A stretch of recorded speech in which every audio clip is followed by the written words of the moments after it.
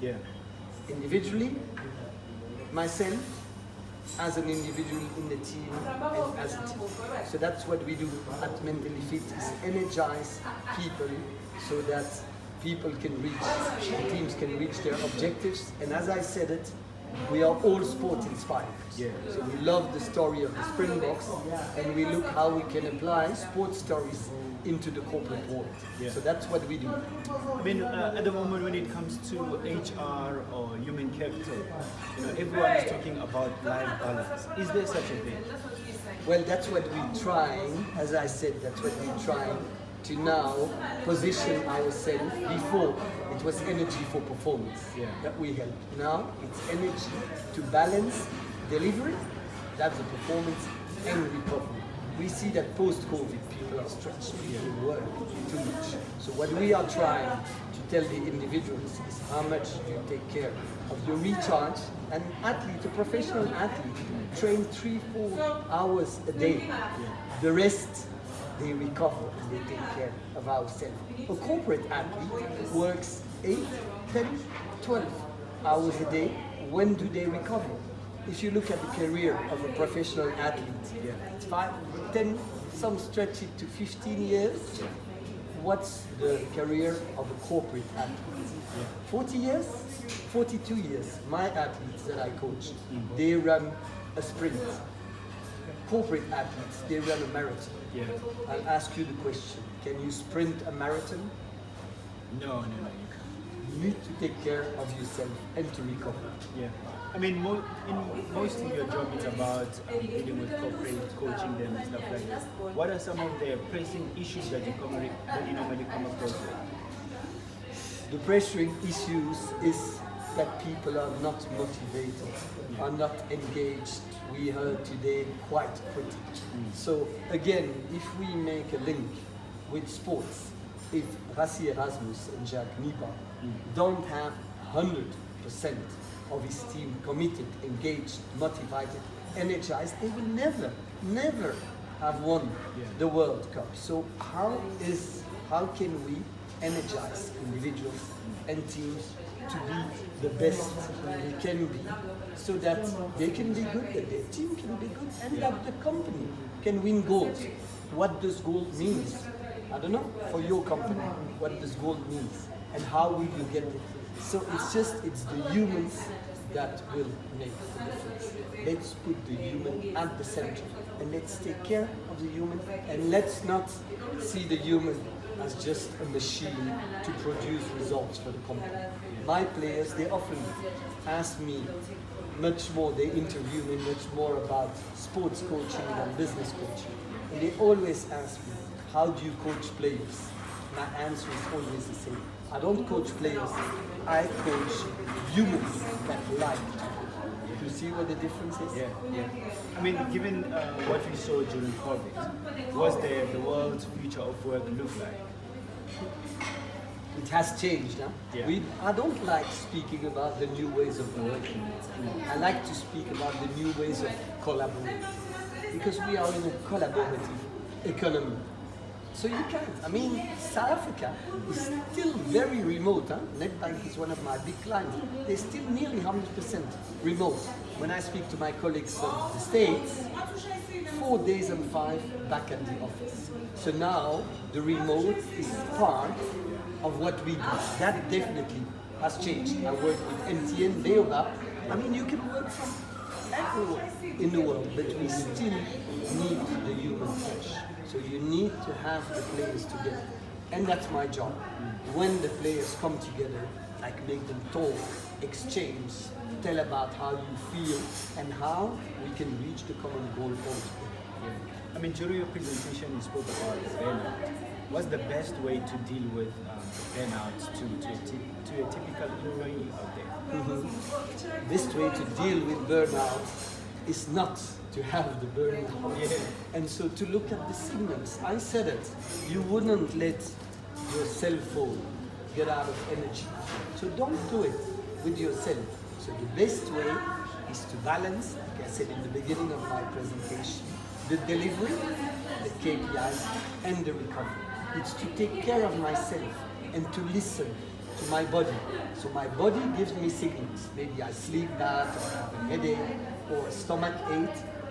My emotions give me signals. Maybe I isolate myself, I'm jealous, I cry, maybe mentally. Hey, I can't remember your name, or I forget all the things. So all these are signals that your body, your mind, and your heart is giving you. So pay attention to them. So if you have a headache, don't just take tablets. If you can't sleep, ask yourself, why do I have a headache? And work on the cause. I mean, we all can have a headache and be tired and all these things, but if it keeps on continuing, I would be worried. Ask the people around you. The people around you see much better the signals that you see it. So look at yourself, analyze yourself, look inside, and say, maybe I coach corporate athletes, not corporate kamikazes. Yeah. It's only a job. Okay? Yeah. I mean, you consult here in South Africa and also in the rest of the African continent. Would you say that we suffer from the same challenges, or the challenges are different country by country? Yes, I think the challenges are different in the whole world.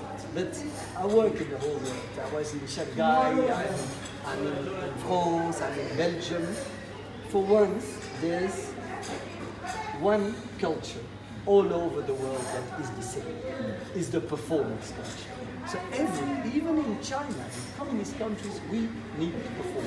So the performance culture is everywhere. For the rest, what's common is that there's all humans that want to lead to this performance culture. But I think we all are made of the same blood and the same flesh. So the human is common. How do we approach it? I think we have a much more open culture in Africa, in South Africa, where we don't make this separation, private and professional. After this interview, we'll have a beer, and I will talk about my family. And that's something I think that I really enjoy in African culture. I am who I am, professionally, privately. I mean, when I meet new clients, I always tell them at the end, I forgot to tell you the most important, and I'm a proud dad of a 9-year-old and an 11-year-old. Yes, I started very late, but it's part of my life. It's part of me. So I think African culture, we are who we are, professionally and privately. And I think it helps. I can be the business Luc and the private. It's the same. It just to feel better. Interesting stuff. I mean, during your presentation, you said that when you came to South Africa, you fell in love with this country. And Hart Bay is one of the pockets that caught your attention. What do you like most about Hart Bay? It's a village. I don't know if all your listeners, if they know, but so it's a small village, 20 minutes from the center of Cape Town. And they call it the Rethabile of Hart Bay. They say once you're in Hart Bay, you don't get out anymore, and to get in, you need a passport, because we have everything. We have the sea, we have nice restaurants, the promenade. The promenade, we have a Clicks, we have a Woolworths, we have a Pick and Pay, we have a Checkers. So everything is there. So for me, to be honest, when I need to go to town, it's a mission. I don't go. I go from my place, office is at home in Hart Bay. I go to the airport to travel to Joburg. But I think, the cool life of Hart Bay. You don't even need to wear slippers. You can go barefoot like South Africans do in the shops, and nice vibes, nice ambience. A big mix, it's a big cultural mix in Hart Bay also. Interesting stuff. I mean, on a lighter note, how do you unwind and relax as Luc van der Hofstadt? Of course, I love sports. Okay? Probably the sport that I love the most is water ski. It's a very confidential sport, but I'm doing it since I was 5 years old. And I'm still competing at my level, but I love it. I do it with my daughters and my wife. The other sports that I do is hockey. I play field hockey, I coach field hockey. So now I play 2 times a week, so that's on the sporting, and the rest is spending my time with my daughters and my wife, that I absolutely love with all my heart, and with friends. It's a smaller community, I'm still new in South Africa, I'm only since 8 years here, so I'm building my network of friends. Yeah. Enjoying time. I read the newspaper on Saturday morning. That unwinds me. Yeah. I read the Daily Maverick because they're my clients now. I work. And then having a beer also. Oh, yeah, having a beer with yeah. friends. Yeah, yeah.